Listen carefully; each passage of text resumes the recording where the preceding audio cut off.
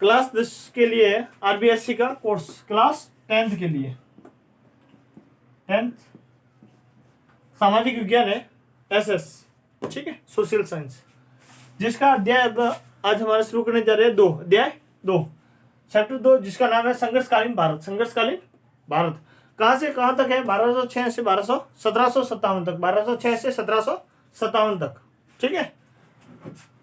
संघर्षकालीन भारत में देखो, मध्यकाल लगभग मध्यकाल में राजपूत युग स्टार्ट हो जाता है। कहाँ से? लगभग 700 ईस्वी से राजपूत युग भारत में स्टार्ट हो जाता है। भारत का एक छोटा सा मैप बना देंगे हम।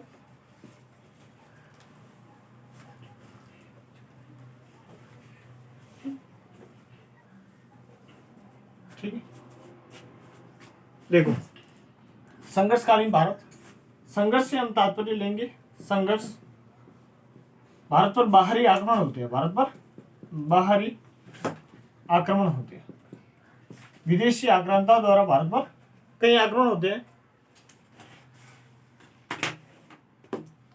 जिनका लगभग शुरुआती काल में हम सफलतापूर्वक मुकाबला कर लेते हैं।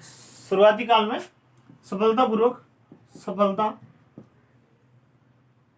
सफलतापूर्वक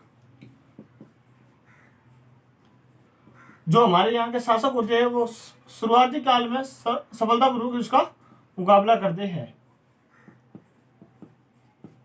सफलतापूर्वक कौन करता है? जो हमारे यहाँ के शासक होते हैं, शासक। शुरुआती आक्रमण कौन करता है? अरब और मुसलमान, अरब और मुसलमान।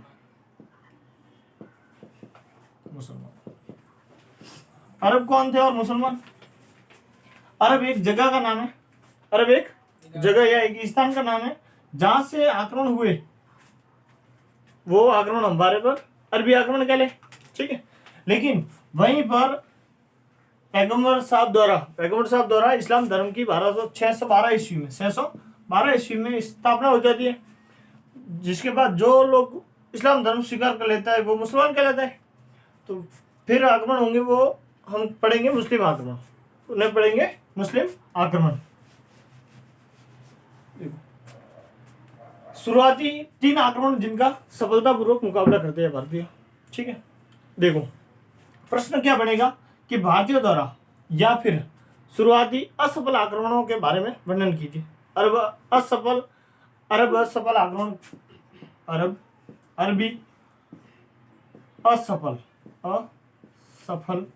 आक्रमणों का वर्णन कीजिए। 3 आक्रमण होते हैं लगभग, आपको तीनों का नाम याद रखना है, ठीक है। तीनों ही समुद्री मार्ग से होते हैं, पहला हम आक्रमण देखेंगे ठाणे। कौन सा? ठाणे कहाँ पड़ता है? ठाणे मुंबई के निकट पड़ता है, मुंबई के निकट। मुंबई कहाँ पर है? ये हमारा महाराष्ट्र है और यहाँ पर मुंबई है। मुंबई के निकट पड़ने वाले स्थान का क्या नाम है? ठाणे। पहला आक्रमण का होता है अरब आक्रमण ठाणे पर, दूसरा होता है बड़वास। कहाँ होता है? बड़वास कहाँ है? बड़वास गुजरात में भड़ोच में है, भड़ोच। क्या नाम है? बड़वास, भड़ोच गुजरात। कहाँ पर पड़ता है ये? गुजरात। तीसरा आक्रमण होता है डेबाल में। कहाँ पर? डेबाल कहाँ पड़ता है? वर्तमान पाकिस्तान। पहले पाकिस्तान और भारत एक ही थे, ये 1947 की देन है, भारत और पाकिस्तान, उससे पहले हम एक ही थे। ये सिंध में पड़ता है। कहाँ पड़ता है पाकिस्तान में? सिंध। कहाँ पड़ता है? सिंध में। सिंध पाकिस्तान। कहाँ पर पड़ता है? पाकिस्तान। आपको नाम याद रखने हैं। पहला अरबी आक्रमण भारत पर कब हुआ? 636 ईस्वी में। कब हुआ पहला? 636 ईस्वी में। 636 ईस्वी में। कहाँ पर हुआ था? ठाणे कहाँ है? मुंबई, महाराष्ट्र, ठीक है। पहला आक्रमण कब हुआ? 636 ईस्वी में। दूसरा होता है बड़वास में। कहाँ होता है? बड़वास कहाँ पर है? भड़ोच गुजरात। तीसरा कहाँ होता है? डेबाल। डेबाल कहाँ है? सिंध, पाकिस्तान। देखो, इतिहास को हम डायरेक्ट कह नहीं सकते कि वो घटना घटित हुई, इसके लिए कोई साक्ष्य चाहिए, इसके लिए कोई साक्ष्य। तो किस पुस्तक से हमें जानकारी मिलती है कि ठाणे या अन्य कोई आक्रमण हुआ हम पर? तो पुस्तक का नाम आता है फुतुह अल बुल्दान। फुतुह अल बुल्दान पुस्तक का क्या नाम है? फुतुह, याद कर लेना। देखो, फुतुह अल बुल्दान, फुतुह अल बुल्दान। भारत पर अरबी आक्रमणों की जानकारी जो असफल रहे, जो सफल नहीं हुए, मतलब हम भारतीयों ने इनका सफलतापूर्वक मुकाबला किया। तो ये जानकारी हमें कहां से मिलती है? फुतुह अल बुल्दान। अगर भारतीयों द्वारा 3 आक्रमण, अगर बाहरी आक्रमणों को विफल कर दिया जाए, बाहरी आक्रमणताओं को विफल कर दिया जाए, तो हमारा मतलब चर्चा में आएगा, भारत चर्चा में आएगा। तो इसी चर्चा से आप याद रख लेना, चर्चनामा। क्या? चर्चनामा भी एक पुस्तक है जिससे हमें जानकारी मिलती है कि डेबाल पर मुर्दाना, एक व्यक्ति का नाम आता है मुर्दाना ने आक्रमण किया और वो मारा गया। मुर्दाना ने आक्रमण किया डेबाल पर और जिसमें वो हार गया या मारा गया। कहां से जानकारी मिलती है? चर्चनामा से। कहां से जानकारी मिलती है? व्यक्ति का नाम क्या था? मुदाइरा। क्या नाम था? मुदाइरा। ठीक है, क्या नाम रहेगा व्यक्ति का? मुदाइरा। आपको कोई विशेष याद नहीं करना, सिर्फ क्या रखना है? ठाणे, बड़वास और डेबाल। डेबाल। ठीक है, इसके बाद देखेंगे हम अन्य 2 आक्रमण। देखो, इसके बाद होता है सफल आक्रमण। क्या होता है? सफल आक्रमण।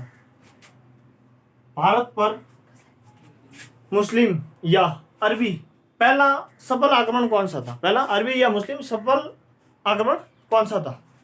देखो, मोहम्मद बिन कासिम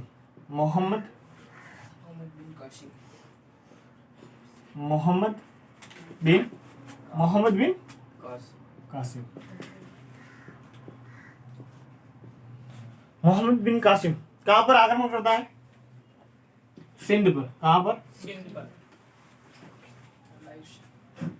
सिंध का राजा कौन होता है? राजा दाहिर। क्या नाम है? राजा दाहिर। सिंध के शासक का क्या नाम है? राजा दाहिर। ठीक है, दाहिर के सीने में तीर लगता है। दाहिर के सीने में क्या लगता है? तीर। और दाहिर मारा गया। दाहिर मारा जाता है या मारा गया? दाहिर मारा गया। सिंध कहां पर है? यहाँ पर पाकिस्तान है। ठीक, यहाँ पर सिंध। दाहिर मारा गया तो क्या दाहिर के बाद सिंध की किसी ने रक्षा नहीं की, या सिंध के दुर्ग की किसी ने रक्षा नहीं की? तो सिंध की दुर्ग की रक्षा की थी किसने? दाहिर के पुत्र जय सिंह। क्या नाम था? जय सिंह। ठीक है, और दाहिर की पत्नी थी रानी बाई। क्या नाम था? रानी बाई। क्या नाम था? रानी बाई। इन दोनों द्वारा दुर्ग की रक्षा के लिए प्राणों की आहुति दे दी इन दोनों ने। जय सिंह भी मारा जाता है और रानी बाई जौहर कर लेती है। दुश्मन के हाथों में पड़ने से बेहतर है इसने विचार किया या इसने जौहर किया। क्या किया? जौहर। ठीक है, ये जानकारी भी हमें कहां से मिलती है? चर्चनामा से। कहां से? चर्चनामा से। दाहिर और मोहम्मद बिन कासिम के मध्य कड़ा संघर्ष हुआ था। दाहिर ने, मोहम्मद बिन कासिम ने भारत पर कब आक्रमण किया? 712 ईस्वी में। 712 ईस्वी में। कब किया था? 712 ईस्वी में। आपको याद रखना है, पहला सफल अरबी आक्रमण 712 ईस्वी किसने किया? मोहम्मद बिन कासिम ने। किस पर किया? सिंध पर। सिंध का शासक कौन था? राजा दाहिर। दाहिर के सीने में तीर लगा और वह मारा गया। उसके बाद दुर्ग की या सिंध की रक्षा किसने की? उसके पुत्र जय सिंह या रानी बाई, उसकी पत्नी रानी बाई ने। रानी बाई ने अंतिम समय में जोर कर लिया, क्योंकि ये दोनों हार जाते हैं, कड़े संघर्ष के बाद हार जाते हैं। और हमें ये जानकारी कहाँ से मिलती है? सचनामा से। उसके बाद देखते हैं भारत पर आक्रमण करने वाले दो अन्य। देखो आक्रमण कब हो रहा है? 712 में। कब हो रहा है? 712 ईस्वी में। इससे पहले का आक्रमण कब था? 636 में, वो असफल रहा। उसके बाद 712 ईस्वी में सफल आक्रमण हुए भारत पर। देखो इसके बाद में लगभग 1000 ईस्वी। कब होता है? 1000 ईस्वी में। कब होता है? मतलब 300 साल बाद में। फिर भी देखो हम भारतीयों ने इसके लिए कोई सुविधा नहीं की, या इसके लिए एकता नहीं बनाई कि भाई हम पर बाहरी आक्रमण हो रहे हैं, ठीक है, इसलिए हमारा भारत गुलाम रहा। देखो किसके होते हैं? गजनवी के, गजनवी, मोहम्मद गजनवी, ठीक। इसके बाद एक और आक्रमण होगा, वो होगा गौरी का। गौरी का बाद में देखते हैं, पहले किसका देखते हैं? गजनवी का। गजनवी ने 1000 से 1027 ईस्वी तक लगभग 17 बार आक्रमण किए। कितना बार? 17 बार आक्रमण किए इसने। कितनी बार आक्रमण किए? ये किस वंश से था? यामिनी। किस वंश से था? यामिनी। किस वंश से था? यामिनी। मोहम्मद गजनवी किस वंश से था? यामिनी। किस वंश से था? यामिनी। इसके बाद देखो यामिनी वंश से था। इसने 17 बार आक्रमण किए। पहला आक्रमण कब करता है? 1000 ईस्वी में, और अंतिम आक्रमण 1027 ईस्वी में करता है। 1027 ईस्वी में। देखो 17 बार इसके आक्रमण हुए।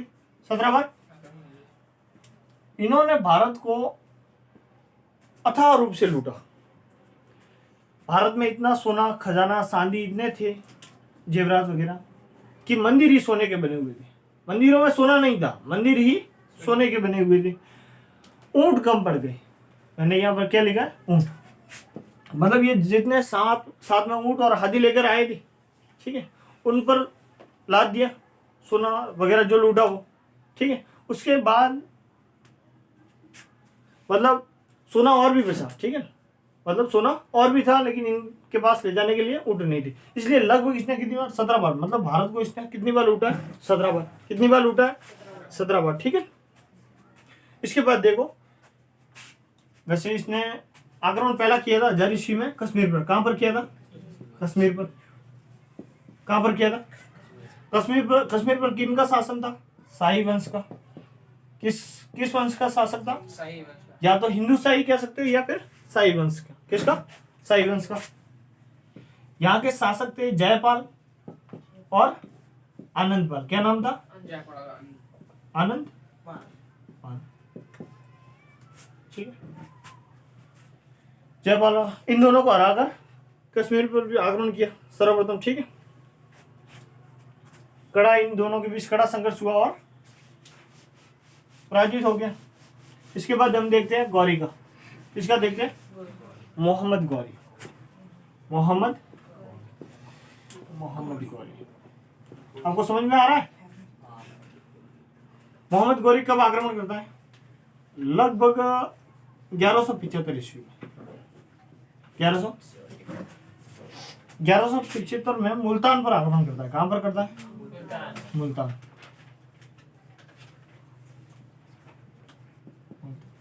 ठीक है, ये इसका पहला आक्रमण था। हमारे यहाँ के एक शासक हुए पृथ्वीराज चौहान। पृथ्वीराज चौहान ने कई बार मोहम्मद गौरी को मात दी। लेकिन फिर भी 1192 का युद्ध पृथ्वीराज चौहान हार जाते। 1192 ईस्वी का युद्ध पृथ्वीराज चौहान हार जाते। इससे पहले जस्ट युद्ध हुआ था 1191। ये इन दोनों युद्धों का क्या नाम है? तराइन के युद्ध। क्या नाम है? तराइन के युद्ध।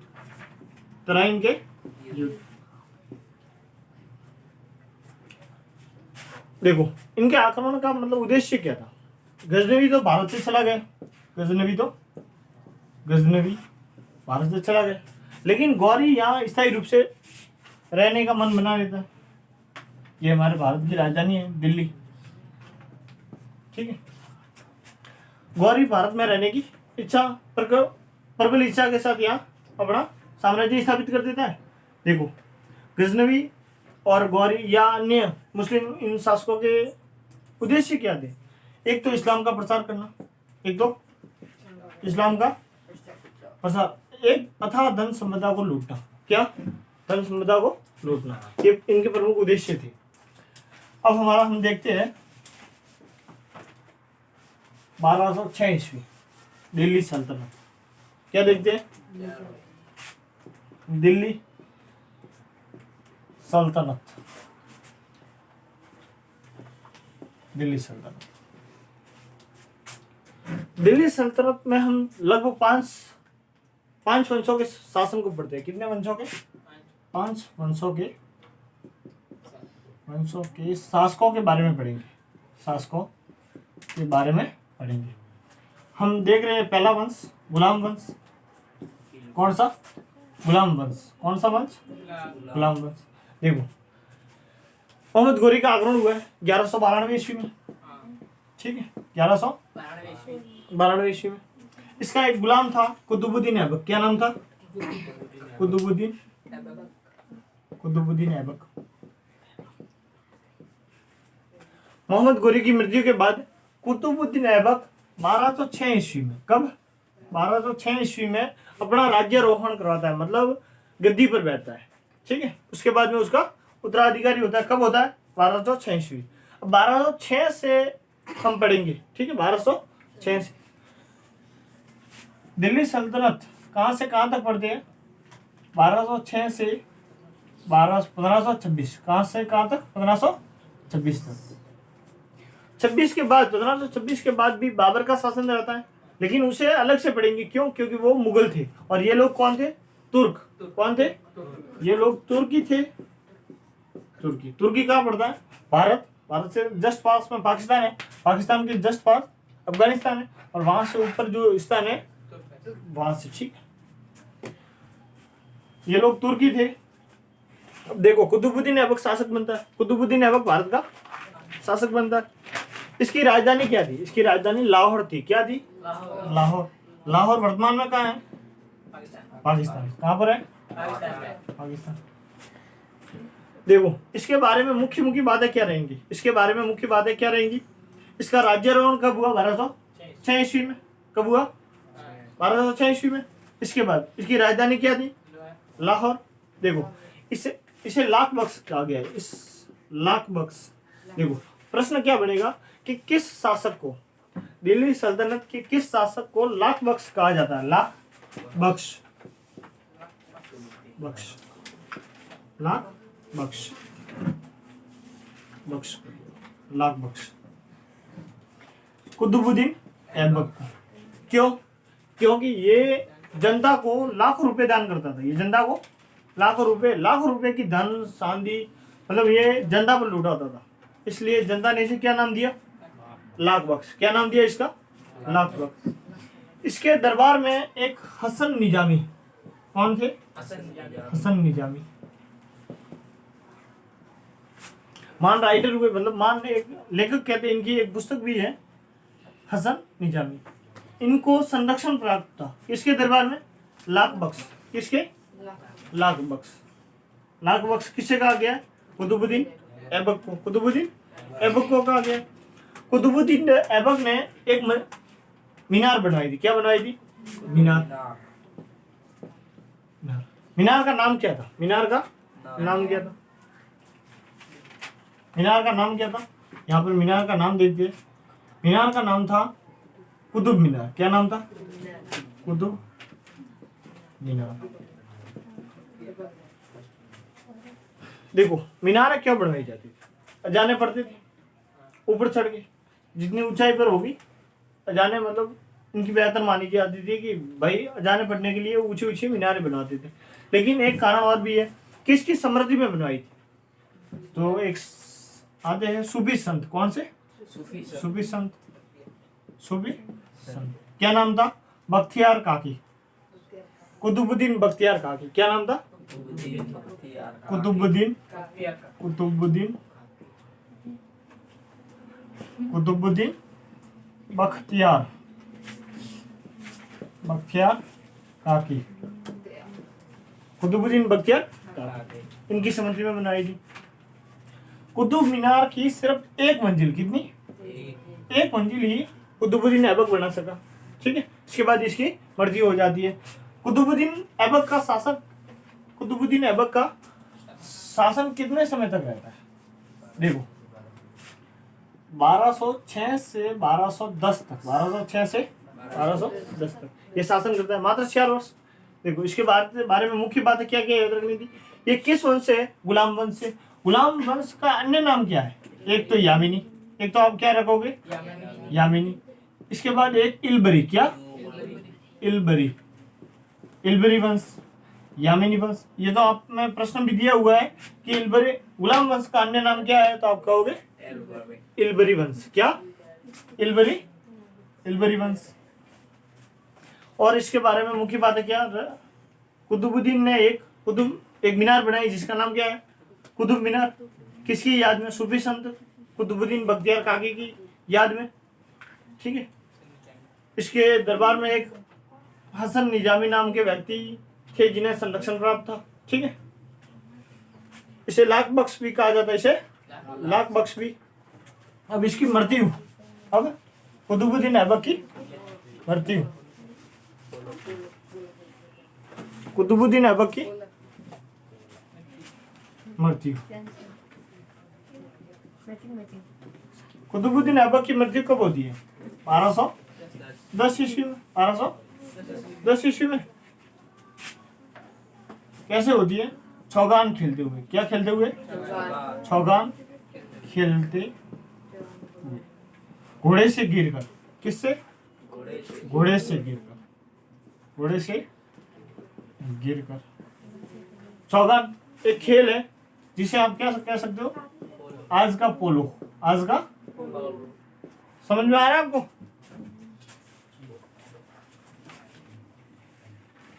इसके बाद देखते हैं हम इल्तुतमिश। इसके बाद दूसरा शासक आता है हमारा, कौन सा? इल्तुतमिश। इल्तुतमिश। दूसरा शासक कौन है हमारा? इल्तुतमिश। ठीक है, ये कौन था? इल्तुतमिश था कौन? इसका शासनकाल क्या है? 1210 ईस्वी से 1236 ईस्वी। 1210 से 1236। इसका शासनकाल आप याद रखोगे, 1210 से 1236। देखो कुतुबुद्दीन ऐबक एक गुलाम था। कुतुबुद्दीन ऐबक क्या था? गुलाम। इसलिए वह बादशाह, मतलब बादशाह नहीं, सुल्तान की उपाधि धारण नहीं करता। वो क्या? सुल्तान की। बादशाह की उपाधि तो मुगल काल से शुरू होगी। ठीक है, लेकिन ये सुल्तान की उपाधि धारण नहीं करता और अपने आप को गौरी वंश का गुलाम बताता है। ठीक है, देखो इल्तुतमिश। इल्तुतमिश रिश्ते में तो हम कह सकते हैं कि भाई इसका दामाद था। क्या था? दामाद। किसका दामाद था? कुतुबुद्दीन ऐबक का। कुतुबुद्दीन ऐबक का। देखो गौरी, एक छोटी सी घटना है। गौरी, मोहम्मद गौरी भारत से लौट रहा था। उस समय उस पर खोखरों का आक्रमण हो जाता है। खोखरों का, एक खोखर द्वारा उसकी हत्या होती है और खोखरों पर वो आक्रमण करता है। ठीक है, जब वो खोखरों पर आक्रमण करता है तो उस समय इल्तुतमिश और कुतुबुद्दीन ऐबक मोहम्मद गौरी के साथ होते हैं। इल्तुतमिश की वीरता देखकर, मतलब इसके द्वारा जो लड़ाई की जा रही थी वो मोहम्मद गौरी देखता है अपने आंखों से और कुतुबुद्दीन ऐबक को कहता है कि ये भावी सुल्तान बनेगा, ये भावी सुल्तान बनेगा, इसलिए इसे हमेशा अपनी निगरानी में रखना। ठीक है, तो 1210 में ये कुतुबुद्दीन ऐबक की मृत्यु के बाद गद्दी पर बैठता है। ये इसका क्या था? दामाद था और कह सकते हैं इसका उत्तराधिकारी। उत्तराधिकारी किसे कहते हैं? जब कोई शासक मर जाता है, ठीक है, या उसकी मृत्यु हो जाती है और उसके बाद में जो गद्दी पर बैठता है उसे उसका उत्तराधिकारी कहते हैं। ठीक है, देखो ये गौरी का कुतुबुद्दीन ऐबक का उत्तराधिकारी था। इसके बाद देखते हैं ये वास्तविक संस्थापक था। ये वास्तविक संस्थापक या फिर आप कह सकते हो संगठन करता। वास्तविक संगठन करता। देखो क्यों? कुतुबुद्दीन ऐबक कब शासक बनता? 1206 में। 1206 से उसका समय काल कितना रहता? 1210। इतने समय में, इतने कम समय में वो राज्य को संगठित नहीं कर सकता, ठीक है। और इसे समय कितना मिल रहा है? 1210 से 1236 तक। 1210 से 1236 तक एक लंबा समय है, ठीक है। इसमें ये अपने राज्य को संगठित कर लेता है, मतलब हम इसे क्या कहेंगे? इल्तुतमिश को वास्तविक संगठन करता, ठीक है। प्रश्न भी बनेगा कि गुलाम वंश का वास्तविक संस्थापक कौन था? तो आप क्या कहोगे? इल्तुतमिश। इल्तुतमिश के विजय अभियान देखो, इल्तुतमिश के विजय अभियान, विजय अभियान, इल्तुतमिश के विजय अभियान। पहला देखो, पहला ये जीतता है मालवा को। किससे जीतता है? मालवा। मालवा कहाँ है वर्तमान में? गुजरात के आसपास के क्षेत्र में मालवा पड़ता है। गुजरात मध्य प्रदेश, ठीक है, गुजरात मध्य प्रदेश, मतलब यहाँ के क्षेत्र को कह सकते हो आप, यहाँ के क्षेत्र को कह सकते हो मालवा, ठीक है। मालवा पर कब विजय हासिल करता है ये? 1223 में। कब? 1223 में। डेट देखो, आपको ये याद रखो तो रख लेना, लेकिन ये आप विजय अभियान में मालवा जरूर याद रखो, ठीक है। मालवा के बाद ये जीतता है रणथंभौर को। किसे जीतता है? रणथंभौर को। रणथंभौर किसे? रणथंभौर, ठीक है।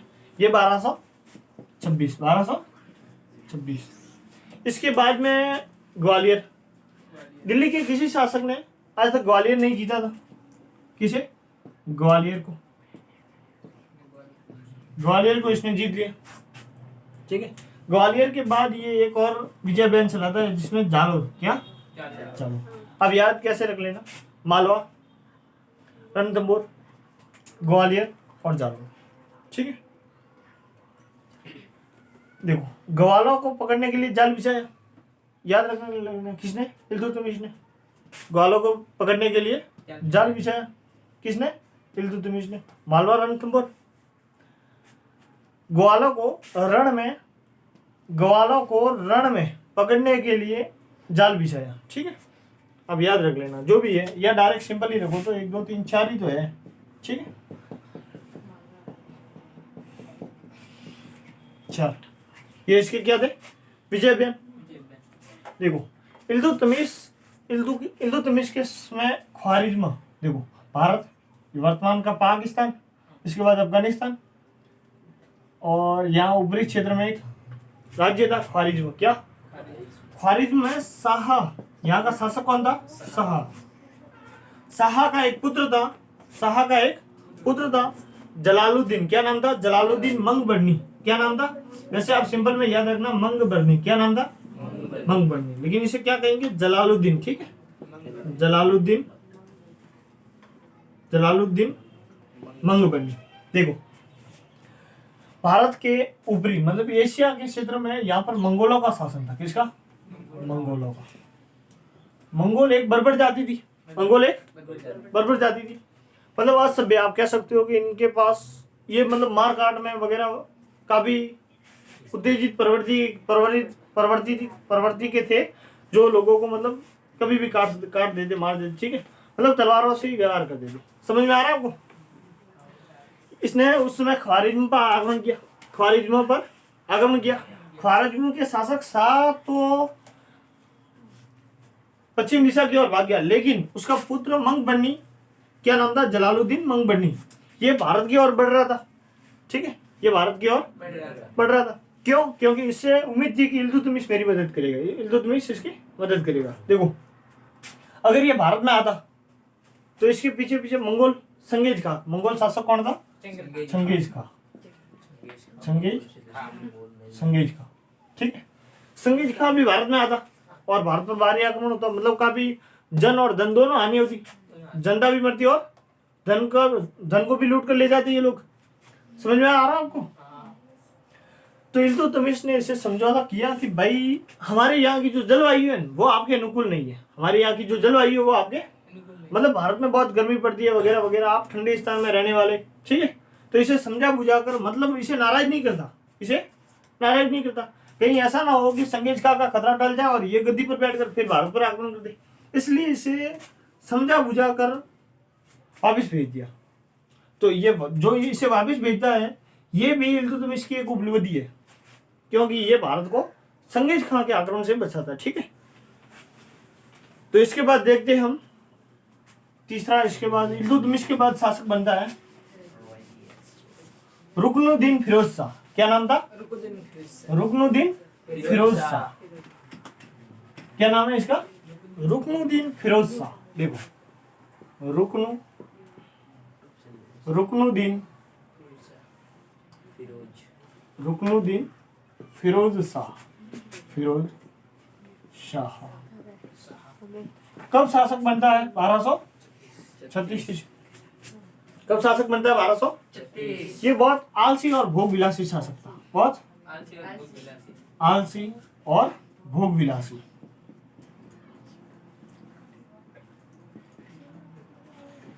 देखो, आलसी और भोग विलासी शासक को जनता पसंद नहीं करती। आलसी और भोग विलासी शासक को जनता पसंद नहीं करती और इसे गद्दी से हटा दिया गया, या फिर आप कह दोगे कि इसकी हत्या कर दी गई। क्या कर दी गई? हत्या कर दिया। ठीक है, इसकी क्या कर दी गई? हत्या। अब हत्या किसके द्वारा की गई? देश की हत्या हो रही है तो किसके द्वारा होती है? एक आप देखो, इल्तुतमिश कौन था? इससे जस्ट पूर्व कौन सा शासक रह चुका? इल्तुतमिश। इल्तुतमिश एक चहलगामी नाम का तुर्क है। चहलगामी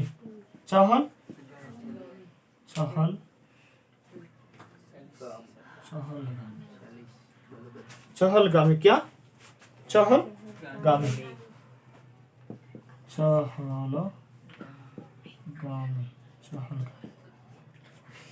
कौन सा बनाता है इल्तुतमिश? चहलगामी। देखो, मतलब हम कह सकते हैं कि इल्तुतमिश अपने चारों ओर बॉडीगार्ड बना लेता है। देखो, इल्तुतमिश प्रथम शासक था जो दिल्ली, कुतुबुद्दीन ऐबक की राजधानी हम देखते हैं कौन सी थी? लाहौर। इल्तुतमिश अपनी राजधानी कौन सी बनाता है? दिल्ली। ये प्रश्न भी बनेगा कि कुतुबुद्दीन ऐबक की राजधानी कौन सी थी, तो आप लाहौर करोगे। कौन सी? लाहौर। और इल्तुतमिश ने प्रथम बार दिल्ली को अपनी राजधानी बनाया। किसे बनाया? दिल्ली को राजधानी बनाया। देखो, ये अपने आप को शक्तिशाली बनाने के लिए क्या करता है कि 40 दासों का 40 दास, कितने? 40 दासों का एक गुट या एक संगठन बनाता है। 40 दासों का एक गुट या संगठन बनाता है। देखो, उन दासों में से कुछ को बॉडीगार्ड बना लेता है, कुछ को कहीं के अमीर, ठीक है, सिपाही वगैरह इसमें बना लेता है। और इल्तुतमिश की मर्जी के बाद ये 40 दास थे, ये बहुत शक्तिशाली हो गए थे। ये बहुत शक्तिशाली या फिर मजबूत हो गए थे। इनके द्वारा किसकी हत्या होती है? रुकनुद्दीन फिरोज शाह। देखो, रुकनुद्दीन फिरोज शाह से पहले जब इल्तुतमिश ग्वालियर पर क्या आक्रमण पर था? इल्तुतमिश कहाँ पर था? ग्वालियर पर आक्रमण पर था। आक्रमण देखो 1-2 दिन में नहीं होते। आक्रमण 1-2 दिन में नहीं होते, मतलब किसी दूर के चारों ओर बैठने में या घेरा डालने में महीनों लग जाते थे। किसी दूर के चारों ओर बैठने में महीनों लग जाते थे। तो जब इल्तुतमिश ग्वालियर के अभियान पर था, ठीक है, ग्वालियर के अभियान पर था, तब वह अपनी पुत्री रजिया को ठीक है, दिल्ली का शासन या दिल्ली का प्रशासन संभालने के लिए कहता है, या इसे देकर इसके कंधों पर भार डालकर जाता है कि भाई जब तक मैं ग्वालियर अभियान से न लौटूं तब तक दिल्ली का प्रशासन तुम संभालना। रजिया उस समय सकुशल संभाल लेती है। इल्तुतमिश इससे प्रसन्न होकर इसे अपना नेक्स्ट अगला उत्तराधिकारी घोषित कर देता है। इल्तुतमिश क्या कर देता है इसे कि भाई मेरी मृत्यु के बाद कौन शासक बनेगा? रजिया। लेकिन अमीरों को, मतलब हम कह सकते हैं अमीर का मतलब धनवान नहीं, ठीक है, अमीर एक आप सैनिक से ले सकते हो, अमीर, सिपहसालार, ये सब पोस्ट होती थी, मतलब पद होते थे, ठीक है। देखो 40 दास थे, ये भी इन अमीरों में आते थे। अमीरों को पसंद नहीं था कि एक महिला शासक हो। क्या हो? एक महिला शासक हो। देखो रजिया, तभी डाल देते हैं आप रजिया। क्या? रजिया सुल्तान।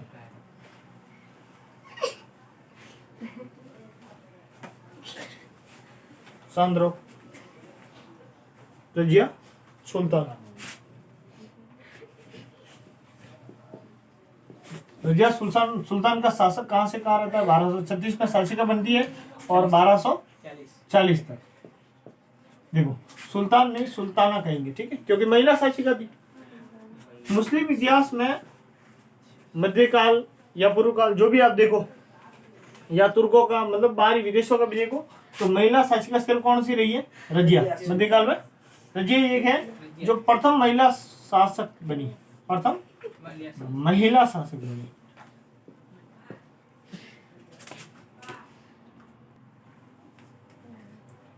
इल्तुतमिश किसे शासिका घोषित करता है? रजिया को। रजिया सुल्तान प्रथम महिला शासिका थी। प्रथम क्या थी? प्रथम महिला शासिका थी, ठीक है। क्या थी? प्रथम महिला शासिका।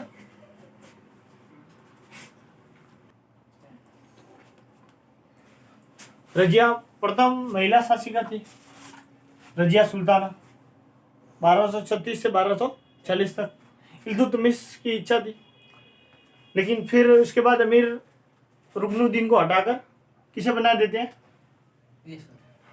आम जनता बनाती है, लगभग आम जनता इसे बना देती है। लेकिन अमीर रजिया को, अमीर जो थे 40 दासों का जो संगठन था, वो इससे खुश नहीं थे। रजिया से क्या थे? खुश नहीं थे और इसे नापसंद करते थे। क्या करते थे? नापसंद।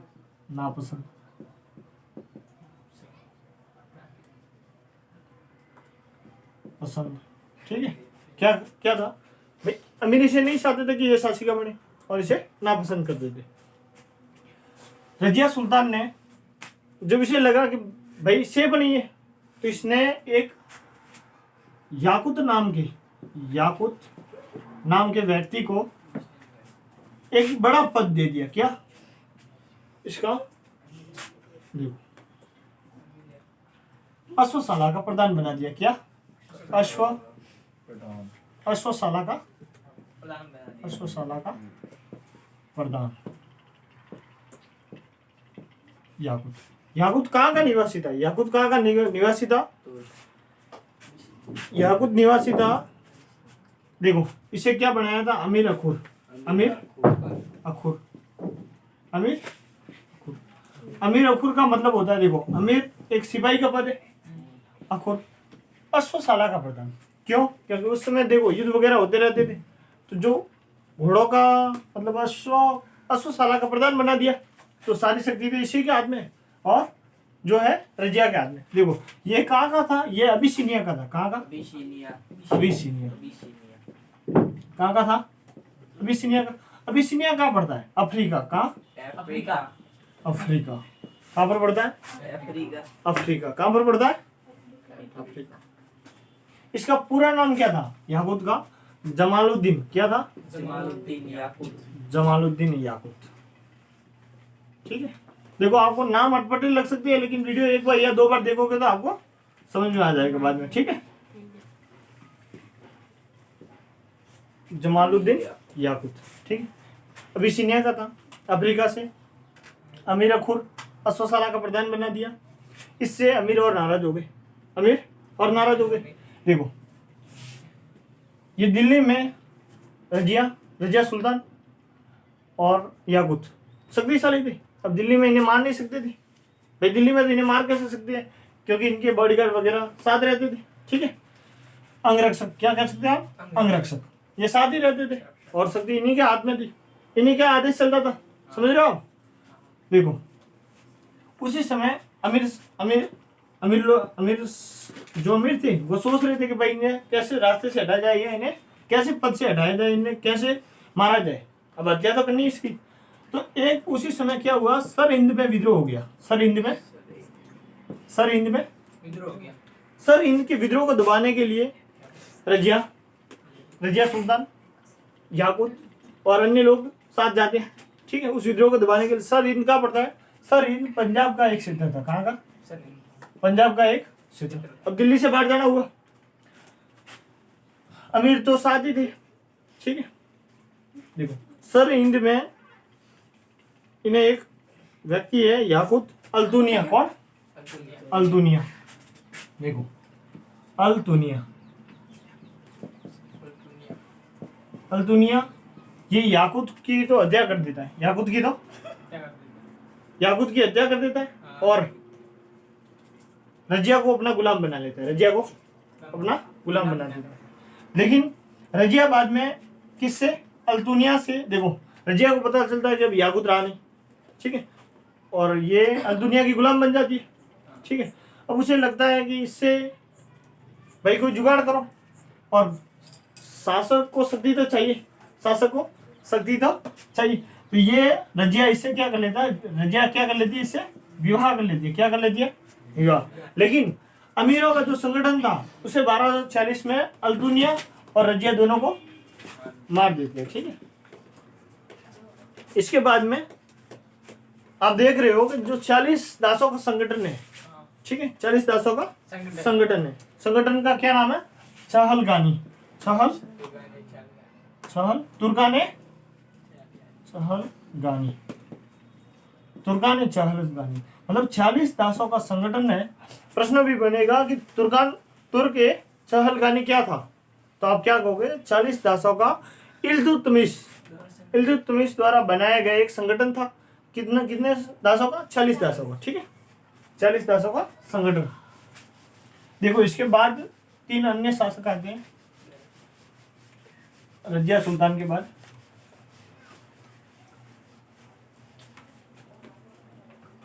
देखो एक आता है बहराम शाह, क्या आता है, बहराम शाह।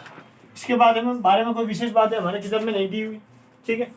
उसके बाद आता है मसूद शाह, क्या नाम है, मसूद शाह। उसके बाद आता है एक शासक नासिरुद्दीन,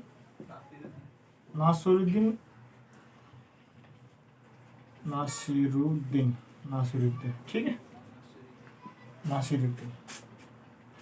इनका शासन मतलब कहां से कहां तक रहता है, देखो 1240 में रजिया मर जाती है, मतलब रजिया की हत्या हो जाती है। उसके बाद 1240 से 1242 तक कौन रहता है, बैराम शाह। 1242 से 1246 तक कौन रहता है, मसूद शाह। और 1246 से देखो 1246 से 1265 कहां तक, 1200, देखो नासिरुद्दीन मोहम्मद, क्या नाम है इसका, नासिरुद्दीन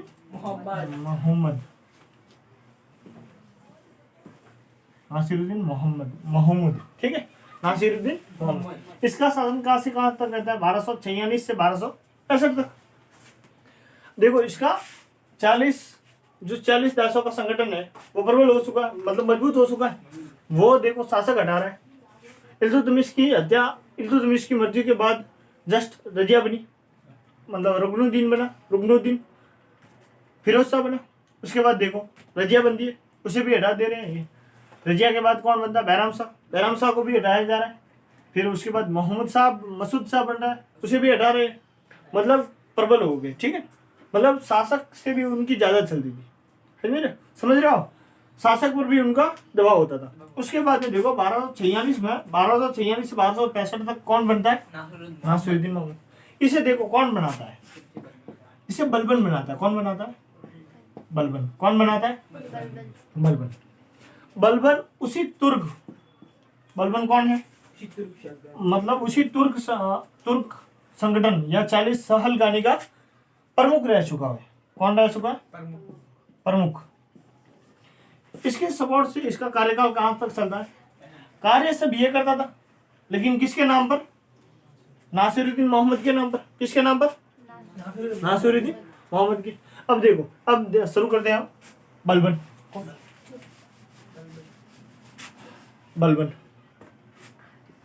क्या नाम है,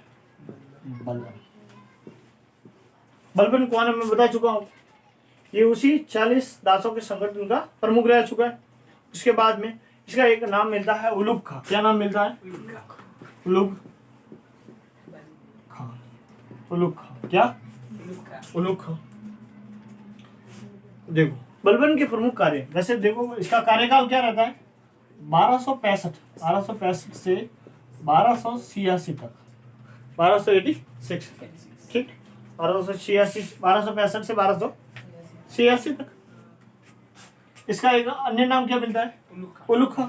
देखो बलबन के प्रमुख कार्य, प्रमुख कार्य। आपको पता है कि ये 40 उसी छहलगानी संगठन जो 40 तुर्कों या 40 दासों का संगठन था, उसका प्रमुख रह चुका है। अब ये शासक मंत्री क्या करेगा? इसे पता है कि वो जो 40 दासों का संगठन है वो मौजूद है, तो ये सर्वप्रथम इसने यही कोशिश की कि उसका दमन कर दिया। ठीक है, मतलब देखो डायरेक्ट तो किसी को हटा नहीं सकते क्योंकि वो सब शक्तिशाली थे और मजबूत थे। तो इसने क्या किया, देखो पहला कार्य इसका देखते हैं। पहला कार्य, शासक तो बन गए, ठीक है। पहला कार्य, उसी समय बाहर से क्या हो रहे थे, मंगोलों के आक्रमण। क्या हो रहे थे? मंगोलों के आक्रमण। तो इसने क्या किया, मंगोलों से आक्रमण के लिए राज्य की रक्षा के लिए सबसे सर्वप्रथम क्या चाहिए? सेना। ठीक है, राज्य की रक्षा के लिए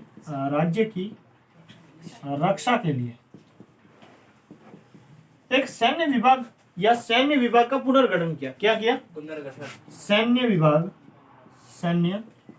विभाग का पुनर्गठन क्या किया इसने? पुनर्गठन। इस पुनर्गठन किया मतलब एक मजबूत सेना बनाई। ठीक है, इसके लिए मतलब इस सेना को या इस संगठन को क्या कहा? इसे दीवाने आरिज। क्या? दीवाने आरिज। प्रश्न बन सकता है कि दीवाने आरिज से क्या तात्पर्य है या दीवाने आरिज किसे कहते हैं? बलबन द्वारा जो सैन्य विभाग का पुनर्गठन किया गया उसे क्या कहते हैं? दीवाने आरिज। ठीक है, या इसने जो सेना को संगठित किया उसे। ठीक है, इसके बाद में देखो, इसके द्वारा एक नीति चलाई गई, लॉ और रक्त की नीति। लॉ और रक्त की नीति हम देख रहे थे। किसने क्या किया? छहलगानी जो 40 दासों का संगठन था। देखो, सरदारों का या दासों का, जो भी आपको। ठीक है, देखो बलबन शासक मंत्री क्या करता है कि एक भी अमीर द्वारा छोटी सी गलती, क्या ये गुप्तचर नियुक्त करता था। इसने क्या किया? जगह जगह पर गुप्तचर। अभी उसे सूचनाएं ला कर दे कि भाई इस अमीर ने वहां पर वो किया, या कोई भ्रष्टाचार का कार्य हो, किसी के साथ जो भी है इसके हिसाब से, या चोरी डकैती में इनका जो साथ हो। ठीक है, तो इसने क्या किया? अनुशासन पूर्ण रूप से इसने उनका दमन कर दिया। मतलब छोटी सी गलती पर भी ये बख्शता नहीं था किसी को। ठीक है, छोटी सी गलती पर इसने एक नीति चलाई, लॉ और रक्त की नीति। क्या नीति चलाई? लॉ और रक्त की नीति। क्या पढ़ रहे हैं हम? बलबन कहां से कहां तक है? 1265 से 1286 तक। ये कौन सी नीति चला रहा है? लॉ और रक्त की नीति। लॉ और रक्त की नीति। इस नीति में क्या होता था? लॉ और रक्त की नीति में क्या होता था? देखो, जैसे कि किसी अमीर ने कोई,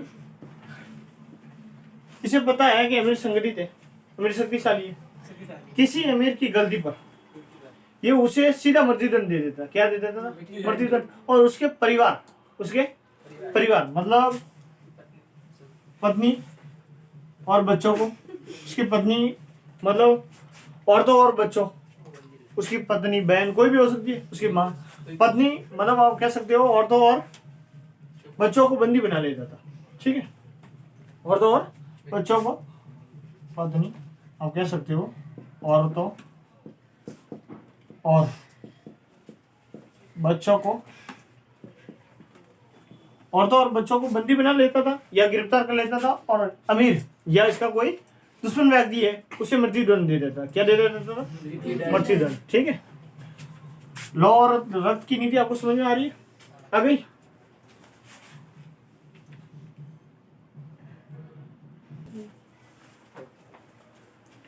इसके बाद इसने एक और, देखो, इसने एक प्रथा शुरू की, सिजदा।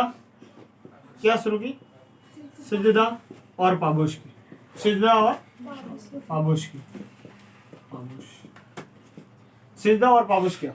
सिजदा, देखो अब वो ये राजा है, मतलब सुल्तान बन गया, ठीक है।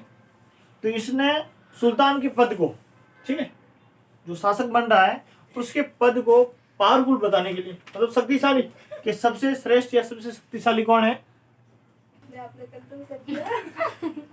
सिजदा और पाबूस, सिजदा और पाबूस। देखो ये प्रथा ईरानी प्रथा थी। क्या प्रथा थी? ईरानी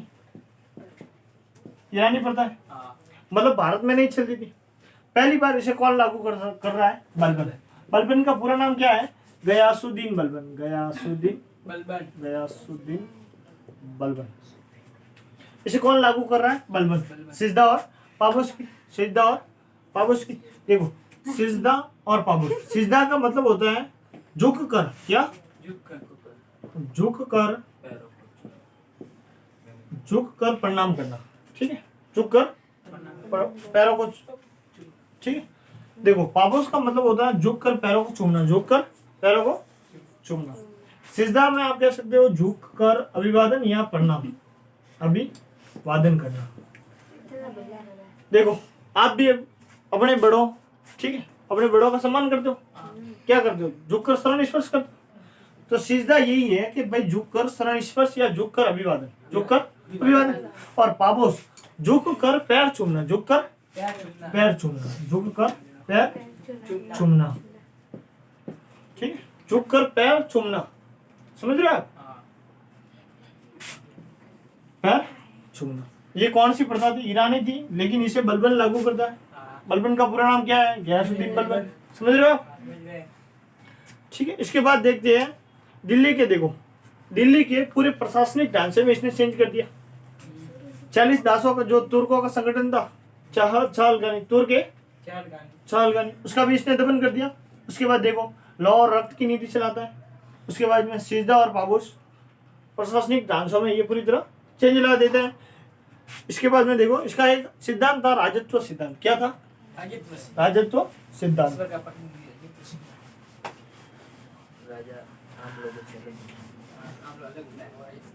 राजत्व सिद्धांत, राजत्व सिद्धांत। इसमें इसने क्या बताया आपको पता है?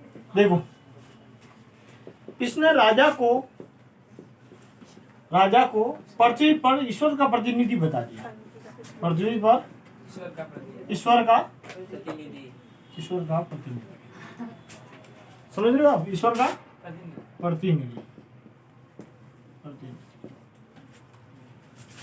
कि भाई राजा ईश्वर, अगर राजा को किसने भेजा धरती पर? ईश्वर ने। किसने भेजा? ईश्वर ने। अगर ईश्वर के बाद कोई पद है, आप किसी का सम्मान करो तो वो सिर्फ राजा का करो। किसका? राजा का। मतलब इसने अपने आप के पद को पावरफुल बता दिया शक्तिशाली। अब लोग क्या आदर करेंगे भाई? इसने खुद को क्या बताया कि धरती पर राजा ईश्वर का प्रतिनिधि है।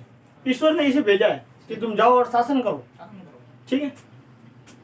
देखो इसमें और क्या, ये क्या बताता है राजत्व सिद्धांत में, कि जो राजा में गुण है वो ईश्वर द्वारा प्रदत्त है। राजा में जो गुण है वह ईश्वर द्वारा प्रदत्त है। वह ईश्वर, मतलब उस राजा के अंदर जो गुण भरे हैं वो किसने भरे हैं? ईश्वर ने। है, समझ रहे हो? अगर देखो ईश्वर के बाद अगर किसी का आप सीधा सम्मान करो तो किसका करो? राजा का।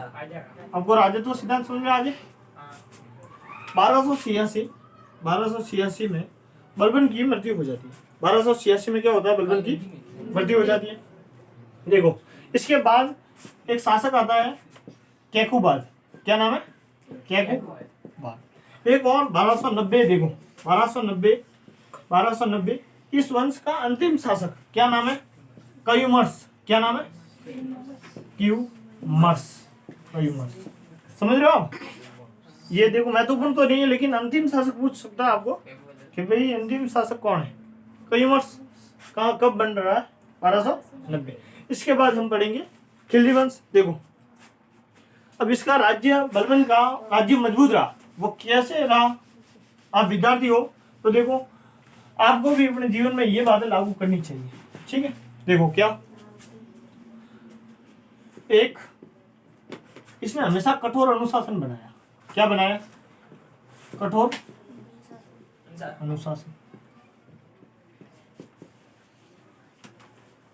कठोर अनुशासन। कठोर अनुशासन कैसे? अगर एक दिन, जैसे कि देखो मैं आप पर ही कहता हूँ कि अगर एक दिन क्लास में एक विद्यार्थी लेट आ जाए और उसे बिठा दे तो दूसरे दिन 4 लेट आएंगे, 2 लेट आएंगे, 5 लेट आएंगे, समझ रहे हो आप? लेकिन अगर कोई लेट आता है तो उसे बस निकाल दो, ठीक है, कि भाई आज तू क्लास में नहीं बैठेगा, समझ रहे हो आप? कठोर अनुशासन मतलब आप कहो कि पढ़ना है मतलब पढ़ना है, समझ रहे हो? प्रतिशत बढ़ाने हैं मतलब बनाने हैं। इसने कानून व्यवस्था को सुदृढ़ बनाया, कानून व्यवस्था को सुदृढ़ मतलब मजबूत, आप कह सकते हो कि मजबूत बनाया कानून व्यवस्था को। आप भी जो देखो कानून क्या, नियम, समझ रहे हो? नियमों को मजबूत बना दिया। आपको देखो सुबह 7 बजे उठना है मतलब उठना है, वो अपने अनुसार बना रहा है, लेकिन आपको अपने अनुसार बनाने, ठीक है। देखो इसकी अन्य बातें जो प्रमुख रही, इसने जो राजपूत कह सकते हो आप, राजपूत जमींदार या छोटे छोटे शासक, भारत में राजपूत जमींदार थे या छोटे शासक थे, उनका इसने दमन कर दिया। अगर कोई राजपूत शासक विद्रोह करता तो उसका ये दमन कर देता था, ठीक है। एक आप कह सकते हो कि चोर डाकू, क्या चोर डाकू लुटेरे, अगर किसी राज्य में चोर डाकू लुटेरे है तो जनता शांत नहीं रह सकती, जनता शांति से कैसे रह सकती है? नहीं रह सकती। इसने चोर डाकू आदि के गिरोह का दमन कर दिया, ठीक है। बलबन के बाद हम क्या पढ़ेंगे? खिलजी वंश 1290, कल शुरुआत करेंगे।